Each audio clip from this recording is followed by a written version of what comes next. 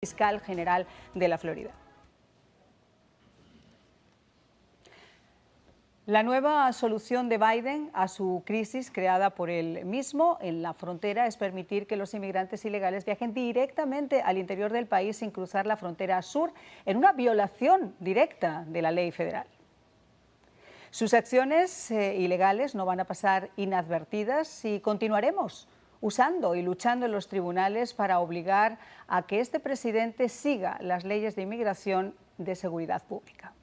Bueno, pues esto es lo que dijo la fiscal general, que se suma también pues, a lo que han dicho muchos representantes republicanos en el día de hoy. Ahora, yo le hacía una pregunta antes de la pausa. Aquí quedan todavía como muchas aristas desde el punto de vista legal.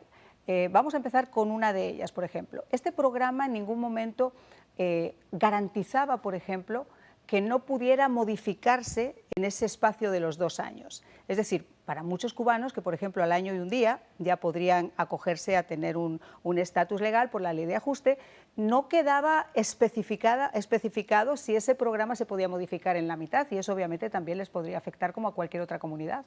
Sin embargo, el jefe del CBP de la frontera había dicho en una conferencia que sí, que los cubanos iban a poder aplicar a la ley de ajuste al año y un día. O sea, eso fue una cosa que calmó mucho esas mismas inquietudes que había, ¿no? Porque no se sabía qué iba a pasar. Sabemos que los cubanos van a poder aplicar. Sin embargo, con los nicaragüenses, haitianos y venezolanos, obviamente hay un gran cuestionamiento. ¿Qué va a pasar con ellos? Me imagino que al periodo que se expire este parol de 2 años van a tener que regresar a sus países si no han pedido asilo y si no se les ha otorgado algún tipo de estatus legal. Ahora, yo le digo algo, seguro lo metieron preso. O sea, mientras no haya nada escrito y quizá con la premura que se estableció este nuevo programa, a pesar de que es igual al de los venezolanos y al de los ucranianos, quizá se sentaba un vacío legal, ¿no? que necesitaba ser de alguna forma definido.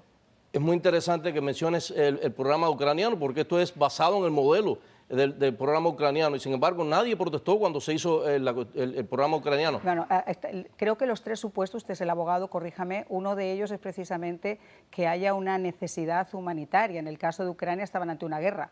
Correcto, y también pasa lo siguiente, Ucrania había sido un apoyo bipartidista, o sea, tanto demócratas como republicanos habían aceptado que había que ayudar a Ucrania y a todos los ucranianos. Pero aún así, o sea, me parece que los estados que han puesto la demanda, los 20 estados básicamente republicanos, están teniendo un pequeño problema. Ellos argumentan, y es cierto, se violó el acta de procesos administrativos, pero eso es un acta federal. Los estados no tienen jurisdicción sobre eso. Me parece que los estados en este caso no tienen personalidad jurídica, o sea, lo que se llama en inglés legal standing para traer esta demanda. Sin embargo, ellos insisten en esto, que es precisamente un problema federal. Pero esa base legal no tendría que haber sido aprobada por el Congreso. Definitivamente, pero quien tendría que traerlo a colación serían o representantes o personas afectadas realmente. Los estados no están afectados porque se haya violado, en este caso supuestamente, el acta de procedimiento administrativo, que yo casi que estoy de acuerdo que posiblemente se haya violado. Pero, sin embargo, me parece a mí que los estados no tienen personalidad jurídica para traer esta demanda. Les voy a leer cuáles son los estados: Florida, Texas, Alabama, Alaska, Arkansas, Idaho, Iowa, Kansas, Kentucky, Luisiana, Mississippi, Missouri, Montana, Nebraska, Ohio, Carolina del Sur, Tennessee, Utah, West Virginia y Wyoming. Y llama la atención que además de esos estados fronterizos son muchos estados además del norte del país. ¿Toma alguna apreciación a lo que estaba diciendo el abogado? Sí, absolutamente. Yo creo que los estados sí tienen standing, que es la posición de traer esta demanda, específicamente porque los estados son los que están afectados. Como mencioné en los comentarios que di al principio, en la Florida estamos viendo específicamente el flujo y la entrada de los inmigrantes y el uso de recursos en Jackson Memorial Hospital. Estamos viéndolo con uso de la policía y los otros recursos de la Guardia Nacional, además de recursos de los colegios en Dade County Public Schools, que ya estamos viendo una entrada bastante grande de estudiantes nuevos que están entrando a ese sistema escolar. Entonces sí, yo creo que absolutamente y sin duda que el estado de la Florida tiene una posición a pedir que el gobierno federal y el presidente siga la ley.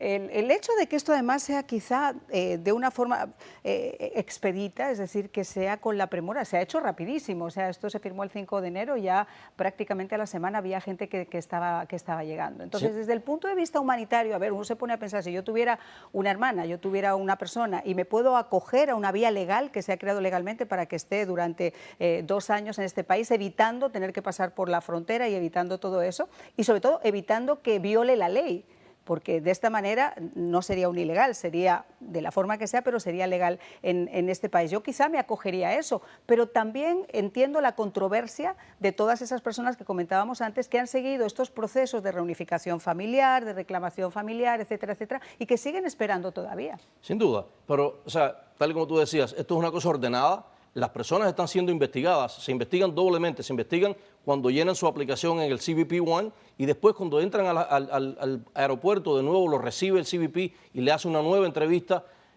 Han regresado personas porque cuando llegaron aquí no cumplían con los requisitos para entrar al país.